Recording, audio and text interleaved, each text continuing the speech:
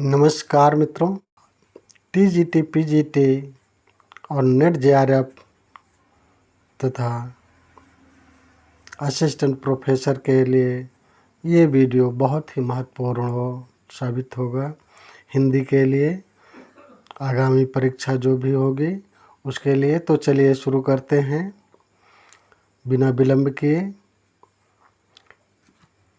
Question number 1, काल क्रम की दृष्टि से सबसे पुराने कवि कौन हैं? तो विकल्प में है चंद्रबरदाई, खा विकल्प में सरहपा, गा में सूरदास और घा में विद्यापति। अब अगर देखा जाए तो चंद्रबरदाई जी का जन्म जो है 1168 ईस्वी में हुआ था। तो 1168 ईस्वी यहाँ, और सरहपा जी का 769 ईस्वी में हुआ था।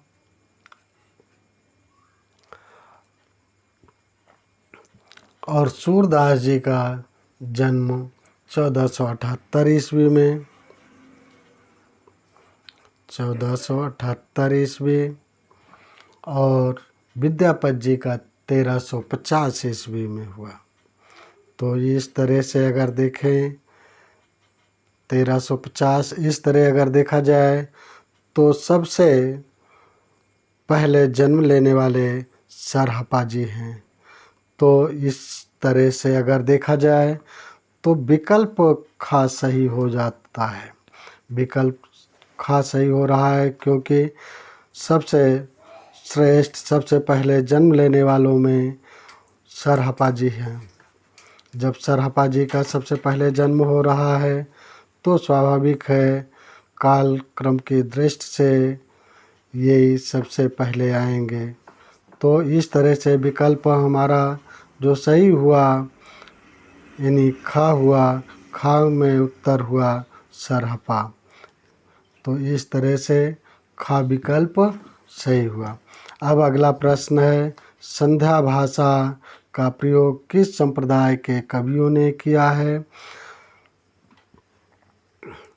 तो का विकल्प के अंतर्गत नाथ संप्रदाय, और खा विकल्प के अंतर्गत जैन संप्रदाय, और गा विकल्प के अंतर्गत सिद्ध संप्रदाय, और घा विकल्प के अंतर्गत अवधूत संप्रदाय है। इस प्रकार से अगर देखा जाए तो इसमें जो गा विकल्प है यही आपका उत्तर हो जाएगा, अर्थात गा विकल्प सही हो जाएगा। संध्या भाषा का प्रयोग सिद्ध संप्रदाय के कवियों ने किया है, और मुनि दत्त एवं अद्वैय वज्र ने सिद्धों के काव्य भाषा को संध्या भाषा की संज्ञा प्रदान की है। अब अगला प्रश्न है प्रश्न नंबर 3, पृथ्वीराज रासो के प्रथम विदेशी उद्धारकर्ता के रूप में किसे जाना जाता है? तो इसमें 4 विकल्प दिए गए हैं। का विकल्प है गार्सा दत्तासी, खा प्रोफेसर वुलर, और गा जॉर्ज ग्रेसन, घा विकल्प है कर्नल जेम्स टॉड। तो आपने उत्तर को चुन लिया होगा। आपका उत्तर होगा घा यानी कर्नल जेम्स टॉड। ये जो है आपका उत्तर होगा। और अब अगला प्रश्न है, अपभ्रंश भाषा का प्रथम कवि किसे माना जाता है? अपभ्रंश भाषा का प्रथम कवि किसे माना जाता है? का के अंतर्गत पुष्पदंत, खा विकल्प के अंतर्गत धनपाल, गा विकल्प के अंतर्गत सरहपा, और घा विकल्प के अंतर्गत स्वयंभू। तो आपने संभवतः उत्तर का चयन कर लिया होगा। अपभ्रंश के प्रथम कवि जो माने जाते हैं, अपभ्रंश भाषा के प्रथम कवि, वो स्वयंभू को माना जाता है। स्वयंभू माने जाते हैं। अब स्वयंभू के बारे में जाने। स्वयंभू जी का जन्म 783 ईस्वी में कर्नाटक में हुआ। इन्हें अपभ्रंश साहित्य का वाल्मीकि माना जाता है। भोला शंकर व्यास ने इन्हें अपभ्रंश साहित्य का कालिदास माना है। अगला प्रश्न है नंबर 5, पाहुड़ दोहा के रचनाकार कौन हैं? तो विकल्प का में के अंतर्गत पुष्यदंत, खा सरहपा, गा धनपाल, घा राम सिंह। तो आपने उत्तर का चयन जरूर कर लिया होगा और निश्चित रूप से आपका उत्तर जो सही होगा वो विकल्प घा सही होगा, यानी राम सिंह। और अब अगला प्रश्न है, देश चिल वैना सब जन मिट्ठा किस कवि की उक्ति है? तो इसमें विकल्प 4 दिए गए। चारों विकल्प इस प्रकार से हैं, का विद्यापति, खा भारतेंदु, गा अमीर खुसरो, घा केशव प्रसाद। आपका उत्तर हो गया का विद्यापति। अगला प्रश्न है, हिंदी साहित्य का आधा इतिहास की लेखिका कौन है? तो का विकल्प के अंतर्गत मनु भंडारी, खा सुमन राजे, गा मैत्रेयी पुष्पा, घा नासिरा शर्मा। तो आपका उत्तर का सही हो जाएगा, सुमन राजे। अगला प्रश्न है, हिंदी साहित्य का वैज्ञानिक इतिहास किस वर्ष प्रकाशित हुआ? तो का विकल्प के अंतर्गत 1965 और खा विकल्प 1964, गा 1970, घा 1985। आपका जो सही विकल्प होगा, आपने चयन तो किया ही होगा, लेकिन चलिए आपका उत्तर जो सही है वो है का 1965 ईस्वी।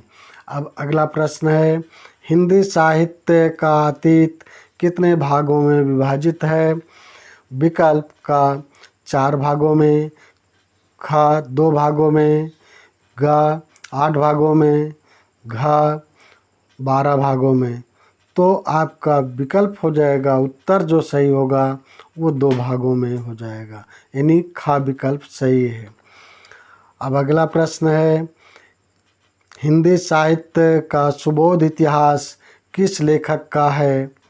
किस लेखक का इतिहास है? का विकल्प पद्मलाल पुन्नालाल बख्शी, खा डॉक्टर नामवर सिंह, गा देशराज भाटी, घा डॉक्टर गुलाब राय। तो आपका उत्तर जो हो जाएगा यानी वो डॉक्टर गुलाब राय हो जाएगा, यानी विकल्प घा आपका सही हो जाएगा।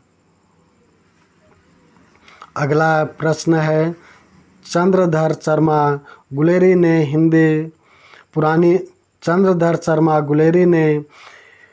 पुरानी हिंदी का प्रथम कवि किसे माना है? का राजा भोज, खा राजा मुंज, गा सरहपा, घा विद्यापति। और आपने उत्तर का चयन जरूर कर लिया होगा, आपका सही उत्तर हो जाएगा राजा मुंज, यानी खा विकल्प आपका सही हो जाएगा। क्वेश्चन नंबर 12, मिस्र बंधुओं ने आदिकाल की अंतिम सीमा मानी है। तो मिस्र बंधुओं ने जो अंतिम सीमा मानी है वो देखिए, मिस्र बंधुओं ने आदिकाल को 2 भागों में बांटा है और आदिकाल को आरंभिक काल कहा है। आरंभिक काल को 2 कालों में विभाजित किया। पूर्व आरंभिक काल जो 700 विक्रम संवत से 1343 विक्रम संवत तक, और दूसरा उत्तर आरंभिक काल 1344 विक्रम संवत से 1444 विक्रम संवत तक। अब इसमें विक्रम संवत न दे करके इसमें जो दिया गया है, इसमें दिया गया है ईस्वी। तो अंतिम जो समय सीमा विक्रम संवत और ईस्वी में 57 का अंतर है। तो 1444 से अगर 57 को माइनस कर देते हैं तो उत्तर आ जाता है 1387। तो यही 1387 जो आ रहा है, ये अंतिम सीमा, ये यानी अर्थात का विकल्प सही हो जाएगा। अगला प्रश्न है, हिंदी साहित्य के आदिकाल को किस विद्वान ने वीर काल नाम दिया है? तो का विकल्प के अंतर्गत ग्रियर्सन, खा विश्वनाथ प्रसाद विश्वनाथ प्रसाद मिश्र, गा रमाशंकर शुक्ल रसाल, घा मोहन अवस्थी। तो उत्तर जो हो रहा है वो विकल्प नंबर खा सही है। यानी आदिकाल को वीरकाल विश्वनाथ प्रसाद मिश्र ने कहा। ग्रियर्सन ने आदिकाल को चारण काल कहा और चारण काल डॉक्टर राम कुमार वर्मा ने भी कहा है। और रमाशंकर शुक्ल रसाल और हजारी प्रसाद द्विवेदी जी ने आदिकाल को आदिकाल ही कहा है। और मोहन अवस्थी ने, इन्होंने आदिकाल को आधार काल कहा है। निम्नलिखित में अपभ्रंश के प्रभाव से मुक्त रचना कौन सी है?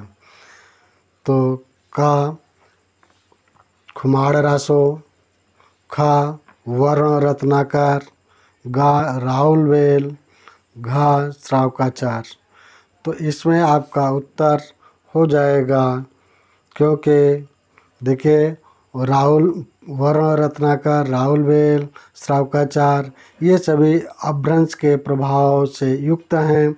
अपभ्रंश के प्रभाव से मुक्त केवल आपका का विकल्प यानी खुमाड़ रासो है। और इस प्रकार से अगर देखें तो अपभ्रंश के प्रभाव से मुक्त जो प्रमुख अन्य रचनाएं हैं वह बीचल देव रासो, परमाल रासो, पृथ्वीराज रासो, जयचंद्र प्रकाश, जय मयंक जय चंद्रिका, चंदन बाला रास, रेवंत गिरिरास, वसंत विलास, खुसरो की पहेलियाँ इत्यादि हैं। और जो अपभ्रंश से प्रभावित रचनाएं हैं, इनके अतिरिक्त देखा जाए तो सिद्ध साहित्य की रचनाएं, नाथ साहित्य के रचनाएं और श्रावकाचार दिया ही गया है। इसके अतिरिक्त भारतेश्वर, बाहुबली रास, हमीर रासो, उक्त व्यक्ति प्रकरण, बाकी यहाँ वर्ण रत्नाकर और राहुलवेल तो पहले से ही दिया गया है। और अब अगला प्रश्न है, अपभ्रंश साहित्य में अभिमान में रूप नाम से प्रसिद्ध कौन था? तो का विकल्प स्वयंभू, खा पुष्पदंत, गा धनपाल, घा राम सिंह। तो आपने उत्तर को संभवतः आप तक चुन लिया होगा। बिल्कुल सही आपने चुना। आपका उत्तर हो जाएगा पुष्यदंत। यानी अपभ्रंश साहित्य में अभिमान मेरु उपनाम से पुष्यदंत प्रसिद्ध हैं।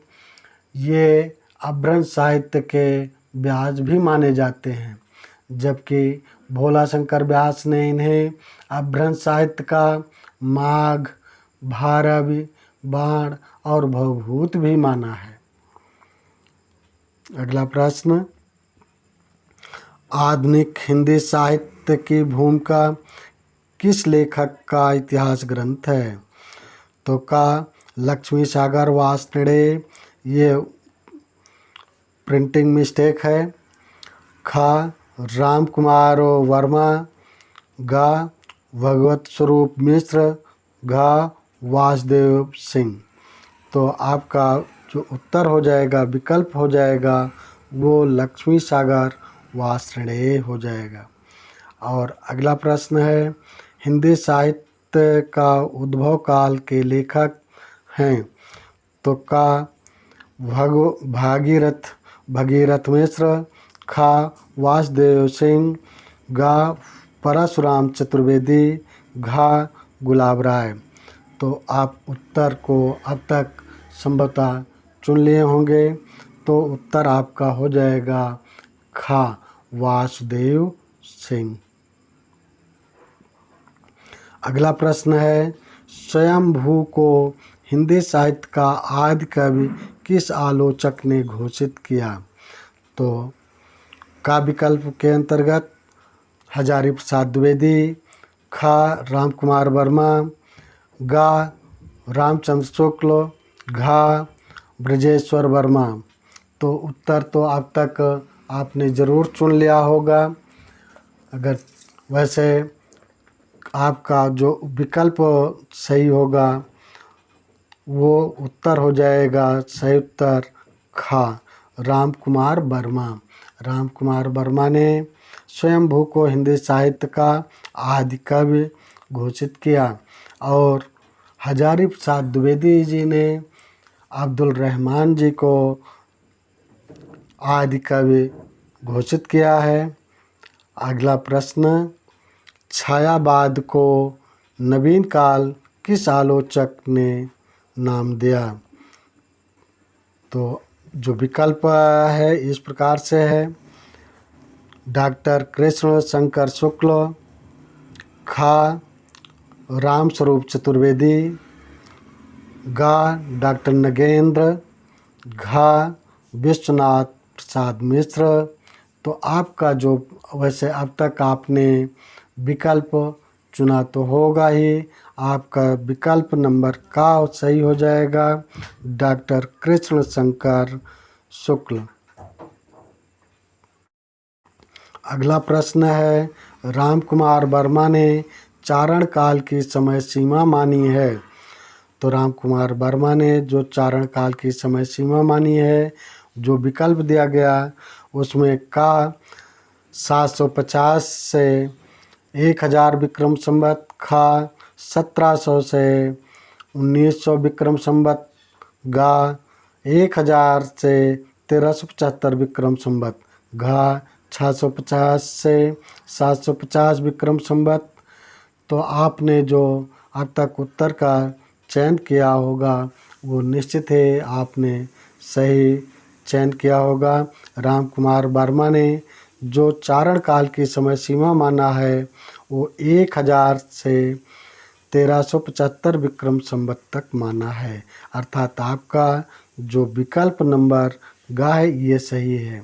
अगर का के बारे में देखें तो का ये 750 से 1000 विक्रम संवत, इसको इन्होंने संधि काल कहा है और 1700 से 1900 विक्रम संवत तक इन्होंने रीत काल कहा है। और ये यानी चारण काल 1000 से 1375 विक्रम संवत, और ये घा जो है ये इन्होंने इसे कुछ भी नहीं माना, ये ऐसे भ्रमित करने के लिए दे दिया गया है। तो आपका विकल्प नंबर गा सही हो गया। और अब अगला है, महामुद्रा वज्र गीत किस कवि की कृति है? तो विकल्प का के अंतर्गत सरहपा, खा सबरपा, गा लुइपा, घा कनकामर मुनि। अब इस प्रकार से अगर देखें तो सरहपा ने जो लिखा, जो इनके प्रमुख कृतियां हैं, दोहा कोश, चर्या गीत कोश, और सबरपा के जो कृतियां हैं वो चर्यापद, चित्त गुहा गंभीर्य, महामुद्रा, वज्रगीत, शून्यता दृष्टि। तो ये जो है आपका खा विकल्प सही हो जाएगा। और लुइपा के जो प्रमुख रचनाएं हैं, बुद्धोदय, तत्व स्वभाव दोहा कोश, लुइपा गीत का, और कनकामर मुनि की रचनाएं जो हैं वो करकंड चर्यु है। इस प्रकार से अगर देखें तो विकल्प नंबर खा सही हो जाता है, सबरपा। और अब अगला है प्रश्न, विवेक मार्तंड किस संप्रदाय का ग्रंथ है? विकल्प के अंतर्गत का नाथ संप्रदाय, खा सिद्ध संप्रदाय, गा जैन संप्रदाय, घा कबीर संप्रदाय। आपने उत्तर का जो चयन किया, आपका जो विकल्प सही होगा वो हो जाएगा का, यानी नाथ संप्रदाय। शालिभद्र सूर्य की कृति है। का श्रावकाचार, खा बुद्धिरास, गा नीमनाथरास, गा रेवंत गिरिरास। तो श्रावकाचार देवसेन की कृति है। नीमनाथ रास ये नीमनाथ रास मुनि सुमति गण की कृति है। और रेवंत गिरिरास ये विजय सेन सूर्य की कृति है। तो इसका मतलब हमारा जो उत्तर सही होगा शालिभद्र सूर्य कृति बुद्धिरास से ही होगी। तो खा विकल्प सही होगा। अगला प्रश्न है, प्रसिद्ध इतिहास ग्रंथ मिश्र बंधु विनोद का चौथा भाग किस सन में प्रकाशित हुआ। अब प्रश्न उठता है कि चौथा भाग किस सन में प्रकाशित हुआ, यहाँ तो पूछा गया। अब यहाँ एक प्रश्न और उठता है कि प्रथम 3 भाग कब प्रकाशित हुए। तो प्रथम 3 भाग जो प्रकाशित हुए वो 1913 में प्रकाशित हुए। लेकिन यहाँ जो पूछा जा रहा है मिश्र बंधु विनोद का चौथा भाग किस सन में प्रकाशित हुआ, तो यहाँ विकल्प दिया गया 1913, 1920, 1926 और 1934। तो 1913 में तो प्रथम 3 भाग प्रकाशित हुए, किंतु 1934 में चौथा भाग प्रकाशित हुआ। तो इस तरह से विकल्प नंबर घ सही हो जाएगा 1934। अब अगला प्रश्न है, आचार्य रामचंद्र शुक्ल के अनुसार हिंदी का प्रथम महाकाव्य माना जाता है। तो विकल्प के अंतर्गत है प्रिय प्रवास, खा सूरसागर, गा पृथ्वीराज रासो, घा कामायनी। तो आपका जो विकल्प होगा पृथ्वीराज रासो, यानी गा विकल्प सही होगा। वसंत विलास नामक काव्य ग्रंथ के प्रणेता, वसंत विलास नामक काव्य ग्रंथ के प्रणेता हैं। तो वैसे अब इस बात को आप जान लें कि ये वसंत विलास, इसके जो विकल्प दिए गए हैं का मधुकर, खा रोड़ा, गा भट्ट केदार, घा इनमें से कोई नहीं। तो आपको बता दें वसंत विलास सर्वप्रथम यह रचना 1952 ईस्वी में हाजी मोहम्मद स्मारक में प्रकाशित हुई। श्री केशवलाल हर्षद राय ध्रुव इसके संपादक थे। और सच तो ये है, यह आपका जो विकल्प हो सही होगा, इनमें से कोई नहीं। तो वसंत विलास नामक काव्य ग्रंथ के जो प्रणेता हैं, इसे आप हमें कमेंट करके बताइएगा। आगे बढ़ते हैं, नजराने हिंदी किस कवि की काव्य कृति है। का अबुल हसन, खा अब्दुल रहमान, गा रहीम दास, घा रसखान। तो ये आपका जो उत्तर सही होगा विकल्प नंबर का सही होगा अबुल हसन। ये अबुल हसन नाम जो है अमीर खुसरो जी का है। अमीर खुसरो का यह वास्तविक नाम है। ये खड़ी बोली के आदि कवि माने जाते हैं। विद्वानों ने इन्हें हिंदुस्तान की तूती कहा है। इनकी जो अन्य प्रमुख रचनाएं हैं खालिक बारी, हल आते कन्हैया। अब अगला प्रश्न है, हिंदी साहित्य में नक्श वर्णन परंपरा का आरंभ किस ग्रंथ से माना जाता है। का वर्ण रत्नाकर, पृथ्वीराज रासो, राहुल बेल, खालिक बारी। आपने उत्तर का संभवतः चयन कर लिया होगा। वैसे आपका उत्तर गा सही होगा राहुल बेल। अगला प्रश्न, पाउमचर्यो किस छंद में लिखा गया है। का कड़वकबद्ध, खा पद्वड़िया, गा अरिल्ला अरिल घा सोरठा। तो इसमें आपका जो उत्तर होगा का होगा कड़वकबद्ध। इन्हीं दोहा चौपाई में लिखा गया है। यह स्वयंभू के अपूर्ण रचना थी जिसे उनके पुत्र त्रिभुवन ने पूर्ण किया।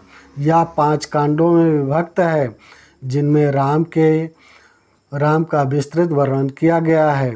और अगला प्रश्न है, राहुल बेल एवं संदेश रचक किस प्रकार के काव्य कृति है? का श्रृंगारिक लौकिक काव्य, खा वीर काव्य, गा शुद्ध धार्मिक काव्य, घा आध्यात्मिक काव्य। तो इसमें उत्तर आपका का हो जाएगा, का सही हो जाएगा श्रृंगारिक लौकिक काव्य। इस वीडियो में इतना ही। अगले वीडियो में हम पुनः मिलेंगे। चैनल पर नए हैं तो लाइक करें, शेयर करें, चैनल को सब्सक्राइब करें ताकि मेरी वीडियो जैसे ही अपलोड हो वैसे ही आपको तुरंत आपके मोबाइल पर उपलब्ध हो सके। जय हिंद, जय भारत।